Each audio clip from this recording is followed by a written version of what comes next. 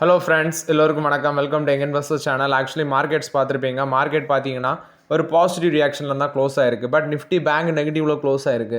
Nifty 112 points பாசிட்டிவில் close ஆயிருக்கு. 23,114 பாயிண்ட்ஸில். சென்செக்ஸ் 74,532 பாயிண்ட்ஸில் க்ளோஸ் ஆயிருக்கு. 325 பாயிண்ட்ஸ் பாசிட்டிவ்.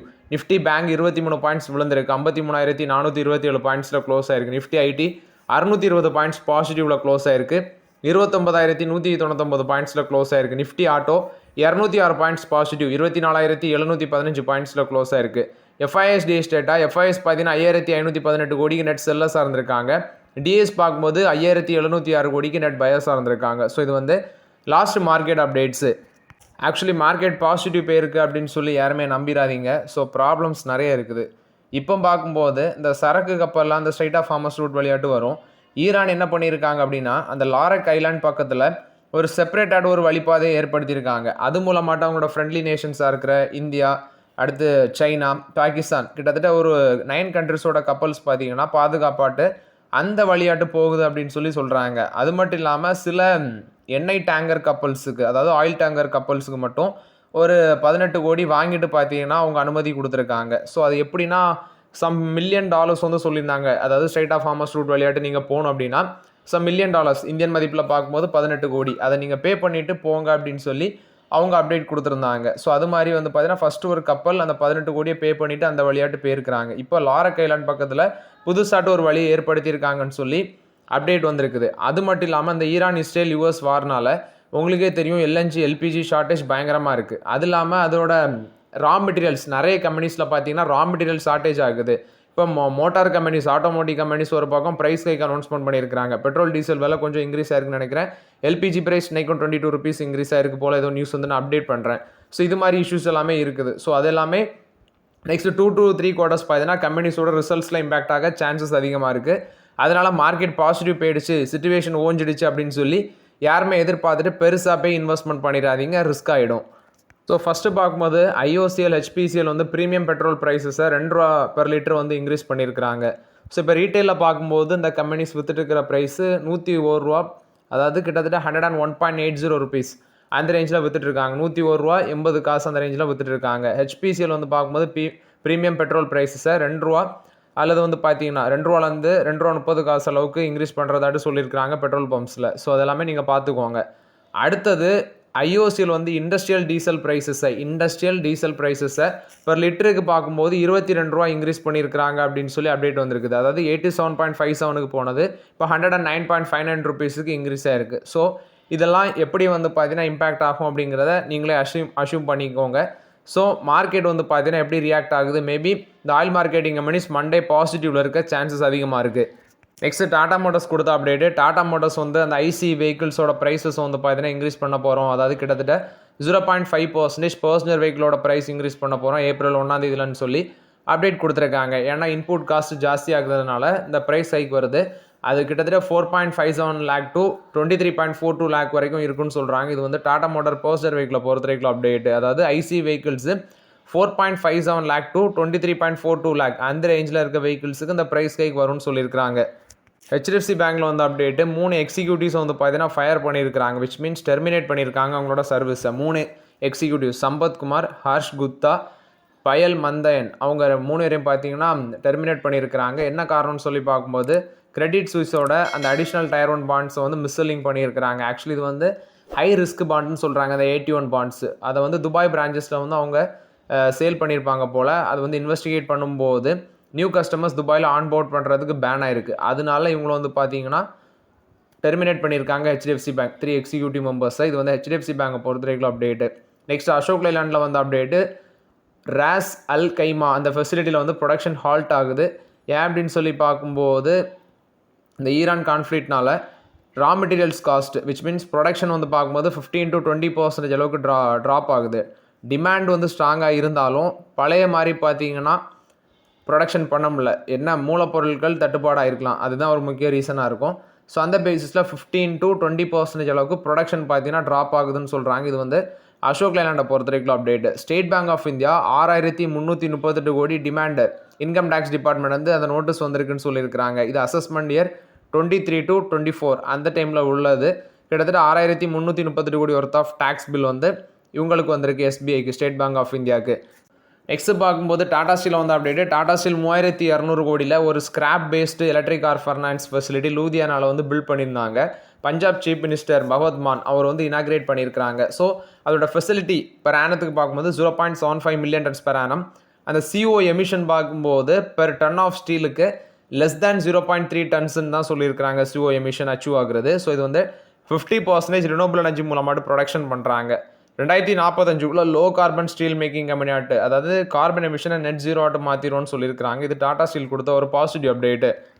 எட்டர்னலோட ஷேர் ப்ரைஸ் 3% எனக்கு ரைஸ் ஆயிருந்துச்சு. அதுக்கு ரீசன் பார்க்கும்போது ஜொமேட்டோ ஆக்சுவலி அவங்க பிளாட்ஃபார்ம் ஃபீயை வந்து ஹைக் பண்ணியிருக்கிறாங்க. ஸோ அதனால் பார்த்தீங்கன்னா கிட்டத்தட்ட பெர் ஆர்டருக்கு 2.40 ருபீஸ் பெர் ஆர்டருக்கு இன்க்ரீஸ் பண்ணியிருக்கிறாங்க. அந்த பேசிஸில் ஸ்டாக் ப்ரைஸ் இன்னைக்கு நல்ல ஒரு பாசிட்டிவ் ட்ரெண்டில் இருந்திருக்கு. பட் இதெல்லாம் கண்டினியூ ஆகுமா அப்படிங்கிறது $1 மில்லியன் கொஸ்டின். சமவர்தனா மதர்சனில் வந்து அப்டேட்டு. இவங்க ஹெல்மன் வேர்ல்டு வைட் லாஜிஸ்டிக்ஸு கூட ஒரு ஜாயின்ட் வெஞ்சர் அக்ரிமெண்ட் போட்டிருந்தாங்க. ஸோ அந்த ஜாயின்ட் வெஞ்சர் அக்ரிமெண்ட்டுக்கு போர்டு வந்து அப்ரூவல் கொடுத்துருக்காங்க சமவர்தனா மதர்சனில். ஆஃப்டர் தட் பார்க்கும்போது அவங்க ஒரு இன்ட்ரீம் டிவிடன் அனௌன்ஸ்மெண்ட் பண்ணியிருக்காங்க. 35 காசு பார்த்தீங்கன்னா இன்ட்ரீம் டிவிடன் அனௌன்ஸ்மெண்ட் பண்ணியிருக்காங்க. அதுக்கும் போர்டு வந்து அப்ரூவல் கொடுத்துருக்காங்க. ஸோ ஓவர்லாட் இது பார்க்கும்போது சமவர்தனா மதர்சனை பொறுத்த வரைக்கும் ஒரு பாசிட்டிவ் அப்டேட்டு. நெக்ஸ்ட் பார்த்தீங்கன்னா ஹாப்பியஸ்ட் மைண்ட்ஸ் டெக்னாலஜிஸ், இது ஒரு ஐடி கம்பெனி. ஸோ இதில் வந்து ஸ்டேக் அக்யூஷன் பண்ணுறதுக்கு equity partners group, ITC Infotech இவங்கெல்லாம் கை வச்சுட்டு இருக்கிறாங்க. ஐடிசி இன்ஃபோடெக் எடுத்தாங்கன்னா ஐடிசி ஒரு பாசிட்டிவ் அப்டேட்டாக இருக்குது. ஐடிசி இன்ஃபோடெக்னா ஐடிசியில் இருக்கிற கம்பெனி தான் ஐடிசி இன்ஃபோடெக். ஐடிசிக்கு நிறைய பிஸ்னஸ் இருக்குது, அதில் ஐடி கம்பெனியும் இருக்குது ஐடிசியில்.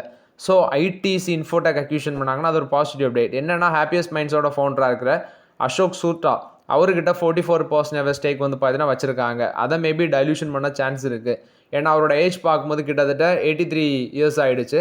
ஸோ ஐடி இண்டஸ்ட்ரியில் ஒன் ஆஃப் த சீனியர் லீடராட் அவர் இருக்கிறாரு. ஸோ மேபி 44% ஸ்டேக் வந்து அவர் டைல்யூஷன் பண்ணவும் சான்ஸ் இருக்குது. ஆனால் இவங்க எல்லாமே கண்ணு வச்சுருக்கிறாங்க. அது யார் கைவசம் போகுது அப்படின்னு சொல்லி தெரியலை. கிட்டத்தட்ட அதோட வேல்யூ 2500 கோடி, தேர்ஸ்டே ரிப்போர்ட் படி 2500 கோடி இருக்குது. ஸோ ஹாப்பியஸ்ட் மைண்ட்ஸ் டெக்னாலஜிஸ் யார் கைவசம் போகுது அப்படிங்கிறத பொறுத்திருந்து பார்க்கலாம். JSW ஸ்டீலில் வந்து update. JSW steel coated products, அது வந்து JSW ஸ்டீலோட ஒன் ஆஃப் த யூனிட்டாக தான் இருக்குது.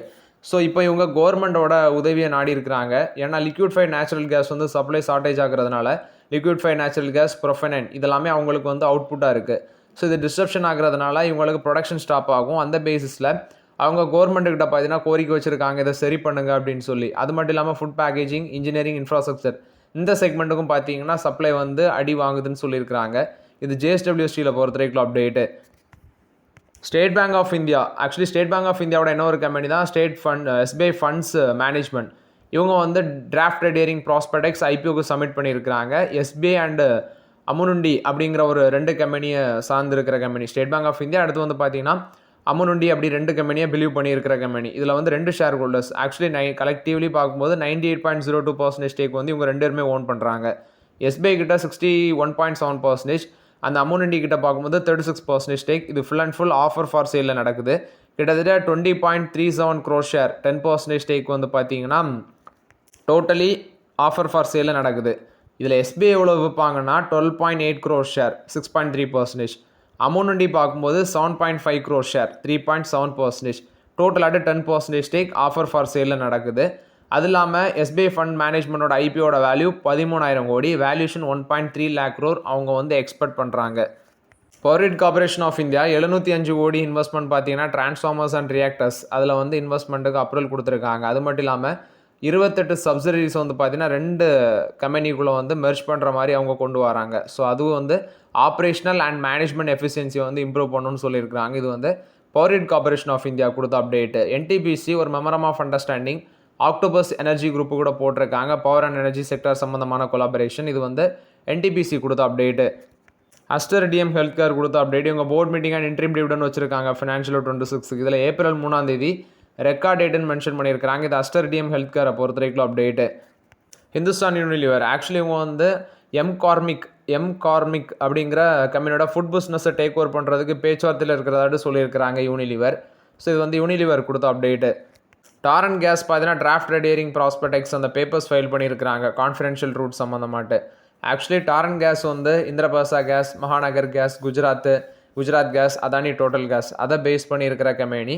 ஸோ அதே பிஸ்னஸில் இருக்கிற கம்பெனி. இவங்க இப்போ பார்த்தீங்கன்னா IPO வர போகிறதாட்ட அப்டேட் கொடுத்துருக்காங்க. ஆக்சிஸ், நெக்ஸ்ட் வந்து கோட்டக் மஹிந்திரா, சிட்டி இவங்க எல்லாமே இந்த ஐபிஓவில் அட்வைசராக இருக்கிறதாட்ட அப்டேட் கொடுத்துருக்காங்க. ப்ரொமோட்டர் வந்து நிறைய ஸ்டேக் வந்து டைல்யூஷன் பண்ண சான்சஸ் இருக்குது இந்த ஐபிஓவில்.